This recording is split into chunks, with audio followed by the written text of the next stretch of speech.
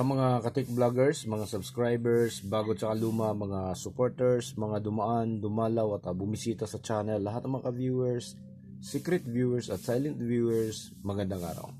So ito, tulad ng pinangako natin sa inyo, na bibigyan ko kayo ng review tungkol dito sa plug and play na titanium bullet tweeter. Okay, so isa din to sa mga mauugong sa mga online ngayon, mga tindahan, hindi maugong dahil sikat, maganda tumunog dahil maugong dahil napakaraming negative comments nito. Ito, okay, so matagal ko na tong gusto i-share, kaso may nauuna pa, may mga mas nauna tayong nagawang mga content. Kaya ito i-share ko sa inyo kung maganda ba bumili ng ganito. So ang sinasabi dito, super bullet tweeter tapos titanium. Kapag bumili ka nito, nakalagay talaga titanium, pero dito ka magtataka.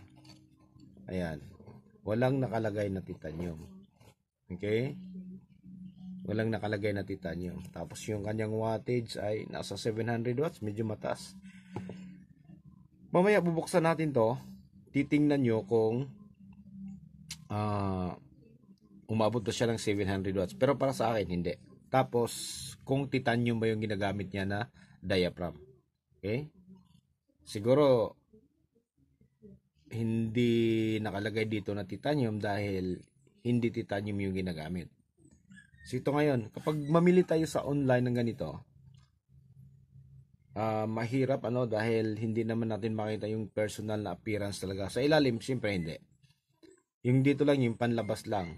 Hindi natin makikita dahil yung mga nasa photo kasi, siyempre yung magagandang item nila yung nakalagay dyan. So ito, isa sa mga paraan dyan kung mamimili tayo sa mga physical store, hindi sa online. So ito, makikita na lang natin, dito. Ito, dito.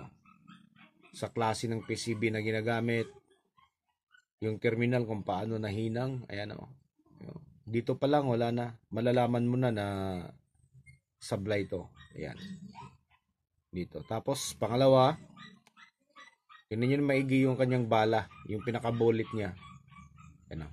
So ito hindi nakasentro, nakadikit siya dito sa kabilang gilid, tapos ang layo ng awang niya dito sa kabila naman. Ayan.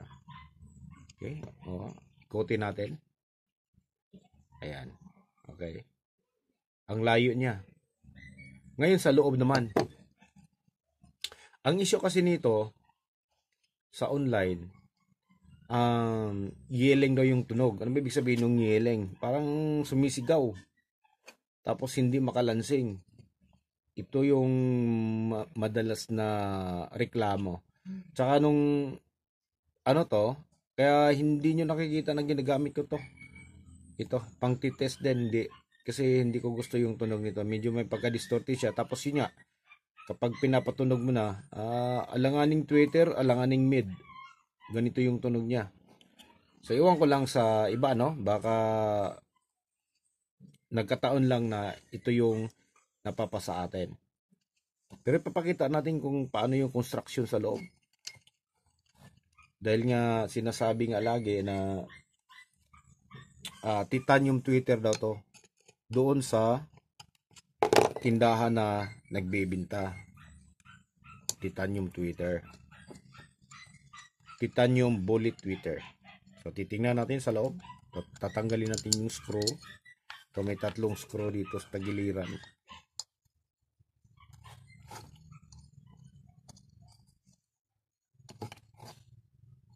So para nga pala sa mga natin, para sa lahat ng mga ka-viewers natin, mga subscribers, so tuloy-tuloy pa rin yung free servicing natin sa mga Christian churches. So walang bayad. So depende na lang kung gaano siya kalayo. So nationwide po yung ino-offer natin.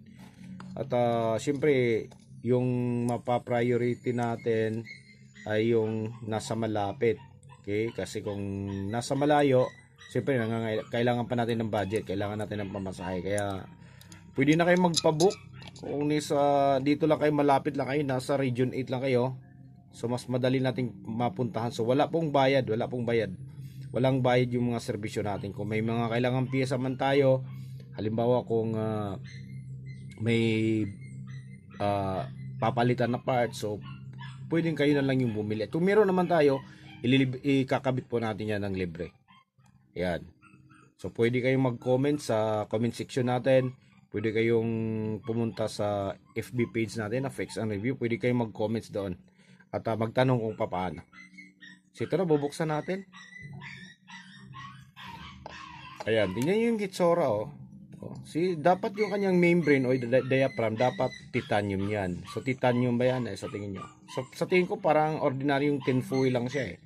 Yan oh, lokot-lokot, hindi siya dire-diretso. So pasensya na kayo sa background ano. Aso yan ng may-ari, kapitbahay namin. Kaya ang medyo maingay. Tapos tingnan nyo yung dito. Ayan oh. Ayan, ito yung kanyang. Ayan. So paano yung PCB, paano yung pagkalagay ng dulo ng ano. So tingnan nyo na lang oh, kung paano. Napakapangit. Tapos tatanggalin natin to. Tanggalin nito yung pinaka-bullet niya. Para makita nyo yung kabuuang itsura ng diaphragm o yung voice coil assembly.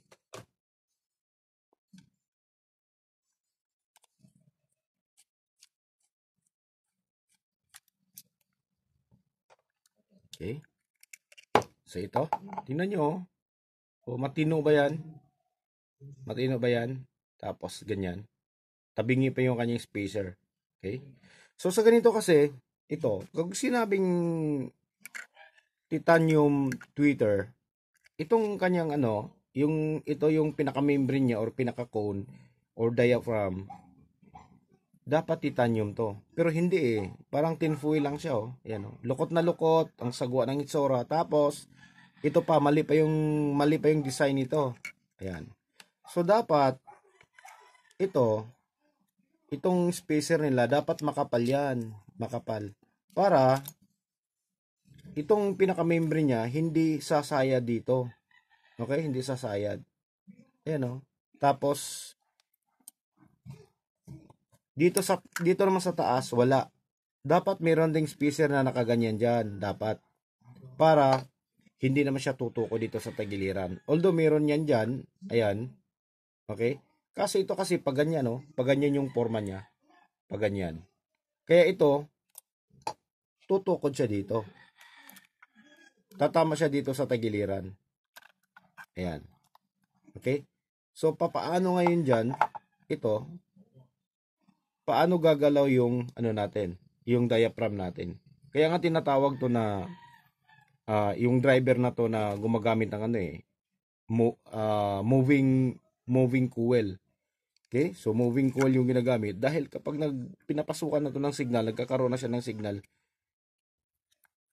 naglalaro tong kanyang membrane. Okay? Sa Twitter, hindi natin makikita na nagbabibrate pero merong pinong vibration niya back and forth. Ito. Kaya tinatawag siya na moving coil. Dahil nagmo-move siya. So ngayon, paano siya magmo-move? Naiipit siya dito. Ayan o. Yan. Naiipit siya dito. Tapos naiipit din siya dito sa tagiliran. Ayan. Nakaganyan. So paano siya mag-free wheel? Okay? So dapat sanay makapal yung spacer dito. Tapos may spacer din dito sa taas. Okay? Kapag gusto kong mamili ng ng replacement. Kapag nakabili na tayo ng replacement, ipapakita ko sa inyo kung ano yung tamang hitsura ng pang-bullet tweeter na pang-bullet tweeter na diaphragm. Tsaka yung titanium talaga. Yan. So yan tingnan niyo ng hitsura oh. Tapos 700 watts. 700 watts ba yan? Ayan. Tingnan niyo. Okay, kaya mag-isip-isip kayo kung gusto niyo mamili ng ganito. Ayan, nasa sa inyo na. Basta, ayan, meron na kayong knowledge kung ano yung laman nitong tinatawag na plug and play titanium bullet tweeter. So hanggang dito na lang siguro tayo. So maraming salamat. God bless at bye-bye.